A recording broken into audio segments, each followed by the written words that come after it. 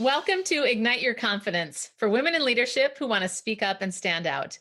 I'm your host, Karen Laus. Here you'll get all of the tips and tools that you need to stand out with unshakable confidence. Let's jump into today's episode. Living with kidney failure. That's what I'm going to focus on, specifically how to cope, how to take care of yourself when you are caring for someone else or you are living with someone that has a chronic disease, chronic pain, something that ultimately you really have no control over, but is chronic, is deeply challenging. And I am hopeful that some of my tips over the years that Chris, my husband, has had kidney failure will be of service to you. A little bit about my story related to this. Chris has had a lot of health problems over the years, and it's really sad because he is 11 years younger than me. Oh my gosh. He is 45 years old now, but he found out in his adult life that he had diabetes. He also had a stroke in 2019 and thank God, has had no major issues since then. But unbeknownst to all of us, even his primary care doctor said, if you had told me that a year before this, that you were going to have kidney failure, I would have never believed you. I would have thought you were joking. Nothing would have predicted this happening. So that leads me to March of 2020, when he had a catheter put into his stomach area to be able to get on home dialysis. It's called peritoneal dialysis. And I also want to share when he called me, I found out this was January of 2020. I was in a car in San Diego about to walk into a speaking engagement. And he tells me that he just saw the doctor, the nephrologist, and they told him that he better get mentally and emotionally prepared and quickly because he was going to need to get on dialysis because his kidneys were failing. And in my determination, relentless pursuit of getting what I want, I said, oh no, we're going to fight this. We're going to pray this out of you. It's not going to happen. And I really was in denial. I thought we're getting a second opinion, all the things. And well, unfortunately, that was God's plan for him to be on dialysis. So a lot of things happen, and I don't want to get into all of the nitty-gritty details. I am happy to answer any questions offline. But the point that I want to make is to give you enough detail to share with you that it has been a really challenging journey. And I see you. For those of you that are living with somebody that has a situation like this, or maybe you have this, and it is really hard. I want you to know that I am with you in the well when things are really hard. And I'm celebrating the moments where you have some relief, you have some peace. And I have been able to find peace. And so much of this is from my faith. And I don't talk about my faith very often, but I do think that there are a lot of people in pain, particularly right now. And I thought it would be relevant to share a little bit more about the story and the things that Chris and I have both been through and how we have coped and handled them in the intent to be of service to you. So we started the home dialysis, and it ultimately was absolutely miserable. So imagine you get probably a good 60 big boxes of IV fluid delivered to your door. And we, at the time, lived in a small 1-bedroom in San Francisco. And I remember when Chris and I were preparing for it, he was watching YouTube videos and he said, you're not going to like this. And I hate clutter. And sure enough, I look at this and I go, oh my gosh. Okay. We had boxes lined up in our hallway. We could barely get our bodies through the hallway. We had boxes stacked up in our living room. And because they come in one shipment, then you use them throughout the month. So I always looked forward to the end of the month when, at least for a couple of days, we didn't have that many boxes. And I know that that sounds really trite compared to the health situation we're talking about. But the point I want to make is that these health situations, they invade your life. So what I want to do is provide some comfort to you, also provide some empathy and understanding, at least to the small degree that I can, related to living with somebody that has some type of disease. And I understand the feelings of helplessness. If you might be feeling that way, I understand those feelings of, oh my gosh, if you just did this, or why don't you do that? Because there's obviously an element of things that are completely outside of our control when we're the ones with the disease. And then there's also things that can really help, things like diet and exercise and all the things that we hear all the time. But ultimately, the biggest thing that I've learned, which is so obvious, and yet I have had to finally come to terms with and let go, is the fact that I cannot control his actions. So that's one of the first things that I want to remind you all, that you can't control another person. I remember my mom telling me the story when she married my dad. She thought she would be able to change him. And I remember her telling me, I got married later in life, and she said, well, honey, you can't change a man. I want you to know that. And I laughed. I thought, yep, I get it. And isn't it funny how sometimes we think that we can, or we think with enough influence, with my positivity, with my this or that, they're going to change. Something's going to shift. And while that might in part be true, I do believe that our behavior can be contagious sometimes. So for example, I don't know all the research, but there's definitely research that shows that when a partner or spouse goes to the gym or starts exercising more, the person they're living with, this could be a roommate situation as well, we tend to feel like, oh, okay, I'm going to go to the gym as well. So that's number one. We have to recognize that a disease that is with somebody else that you're living with is not something that you can control. Therefore, we need to protect ourselves with good boundaries. You've got to know here's the question I would ask you to ask yourself. What am I responsible for, and what am I not responsible for? Sometimes we are trying to be responsible for things that have nothing to do with us, that we are spinning our wheels trying to do things that we cannot control. And that is so important to remember. The second one, and these aren't in any particular order, but I wanted to remind each of us about the power of each of these things. And the second one is to ask for what you need. You have to be able to ask for what you need, especially in a situation where we are not the one in the pain. We are not the one that has the disease. First of all, I don't know about you, but I feel guilty a lot thinking, oh, I'm like, he has so much pain all the time in his back and in his neck. And there's so many things where there's pain all the time. And I have to be able to protect myself and recognize that I can't control that. And then the question becomes, what do you need? So that would be the question that I would ask you, is to ask yourself is, what do you need? And this might be, you need to walk away from the situation, take a walk around the block, do something. One of the hardest things about watching somebody else that is in pain is we want to fix it. We want to make it better. And I understand that. And yet we have to recognize that we can't. So another action to take is to do a loss inventory. And if you've ever listened to any of my podcasts related to grief or anything, you'll hear me say this a lot. We have to grieve to be able to open up space for other things. So write down the things that make you angry, that make you sad, that make you feel like you're out of control. Write down those emotions, and also write down the losses that you've had. Read that to someone safe and that you feel comfortable with.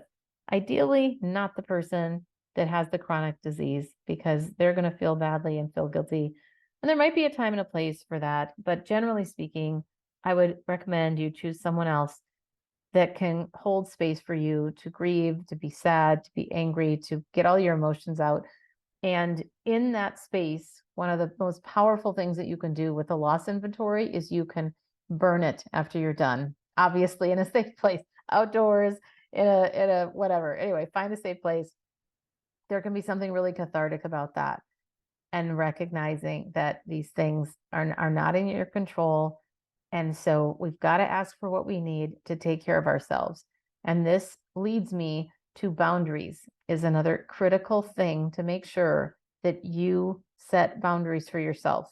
You cannot be at all hours of the day or night caretaking for somebody else. It's the same logic of putting your oxygen mask on first, as they say in the airplanes. And if we don't do that, then we are constantly gasping for air, and eventually we are going to burn out. So making sure that you put on that mask. And what I love, I recently met an amazing flight attendant named Lisa Michelle Trainer, and she shared something with me that I never knew. She said, the thing about the oxygen mask is it doesn't mean that you put it on once and then you put it away. It's really key. She said, in a real life scenario, if you're going down, having that oxygen mask on for as long as you need it is really important to remember. So keep on that oxygen mask for as long as you need it, and take time so that you can refresh, you can rejuvenate, and then you will be able to bring your best self, or at least your as best self as possible, to the situation when you come back and step away. The other thing that's really important is to have support. And I'm going to include people as well as God in this. For me, having faith in something bigger than myself has been one of the most powerful things that I could ever imagine related to the disease. I remember somebody asking me not that long ago, how do you deal with this all the time, day in and day out? And I said, well, a big part of it is my faith. I truly believe that God has a plan and a purpose.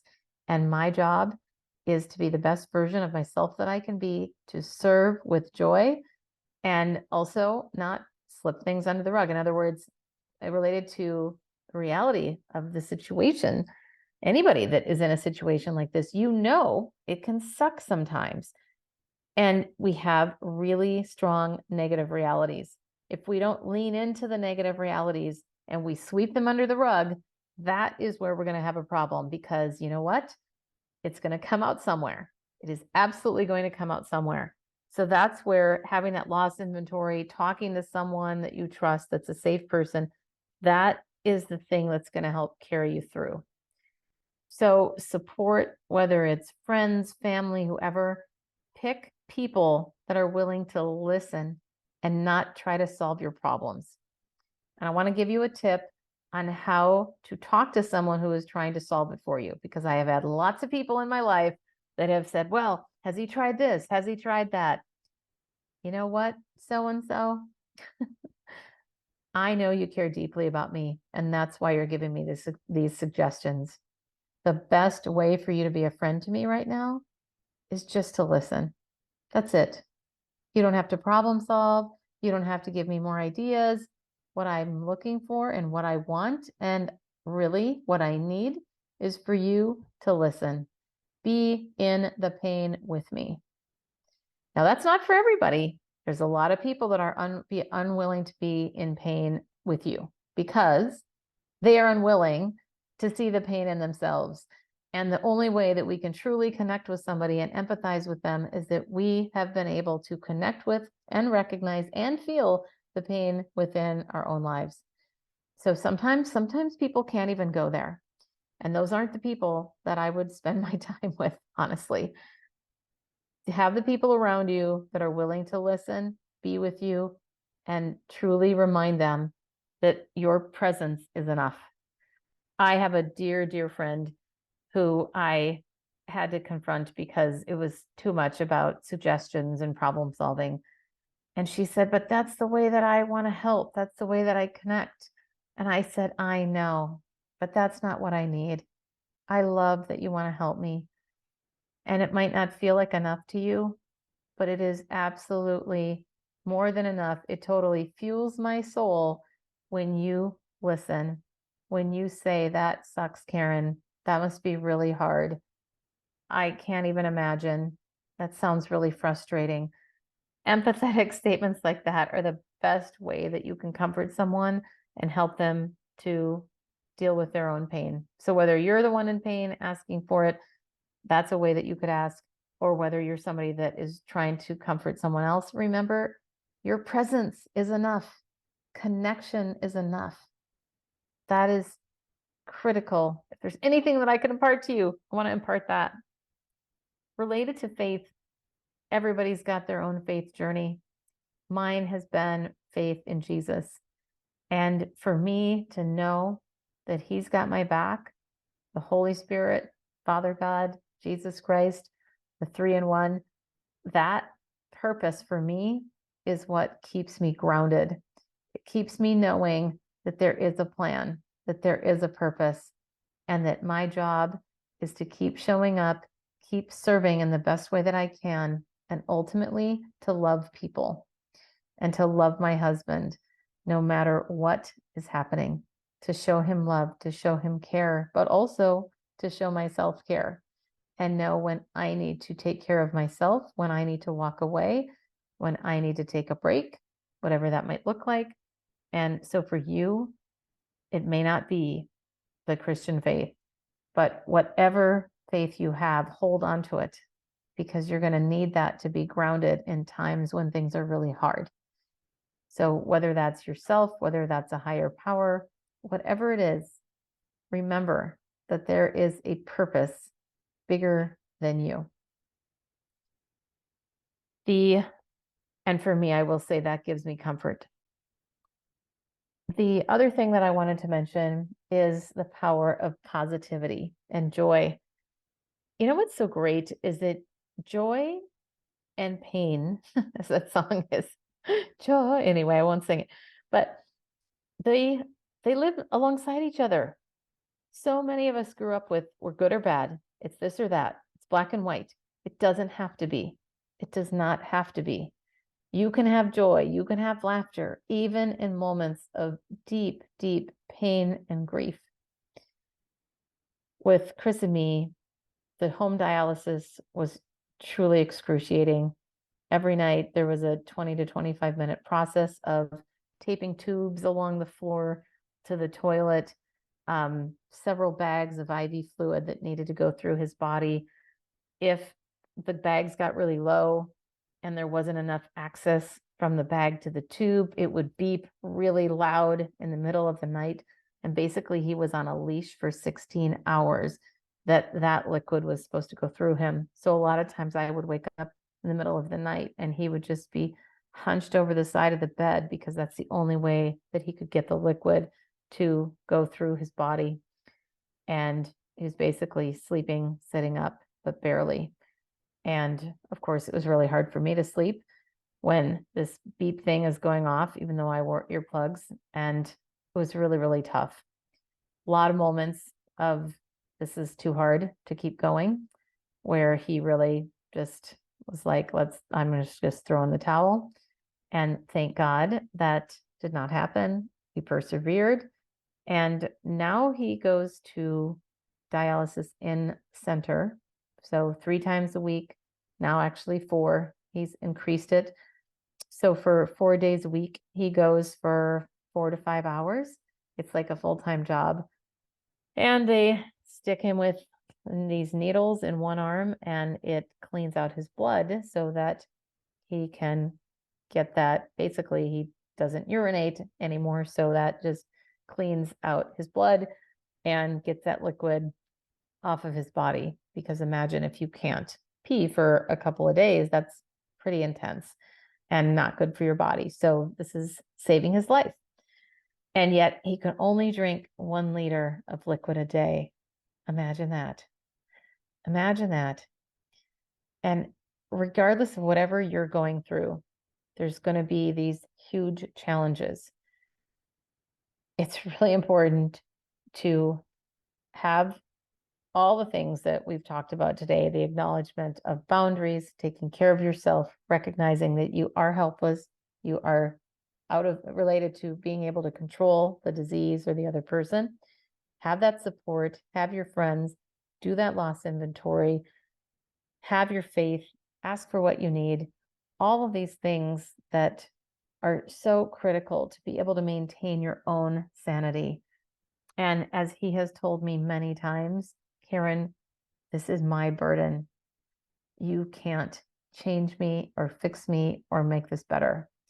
You can walk alongside me and love me, and that's what I need the most. But as we know, especially as women, we want to make everything better, want everybody to be happy. And sometimes we have to acknowledge that that is not possible. So a lot of different random things that I mentioned here tonight or today, whatever time you're listening to this. But I hope truly is that you will feel encouraged, you will feel seen, and know that there is hope. If there's anything, I know I said something earlier that if there's anything you can remember about this, but I'm going to trump that and say, if there's anything to take away, there is hope. There's always hope. And remember to be grateful for the things that you have, for the things that just the fact that you're alive is something to be grateful for, and recognize that it's important to have that joy. Chris and I laugh a lot. We really do. There are times where it feels impossible to keep going and we think, is he ever going to get a kidney? But one step at a time. And speaking of that, if you or anybody else might be interested in donating a kidney, the best kind of kidney donations are living donors. So we would love to talk to you. I'd love to be able to send you a link to be considered as a donor. And in general, what I really want to impart to you is that there is hope, that I care about you, and I wish you all the best in your journey of your own health, as well as walking alongside someone else who is in chronic pain or has chronic disease. Take care. And that's a wrap of another episode of Ignite Your Confidence. I'm your host, Karen Laus. Thank you so much for listening. If you loved today's episode, please subscribe and leave a review. It helps other people find the podcast faster, and it certainly helps me. If you're interested in more tips and tools around confidence, please join me over in my Facebook group called Ignite Your Confidence with Karen Laus. Remember, you too can stand out with unshakable confidence.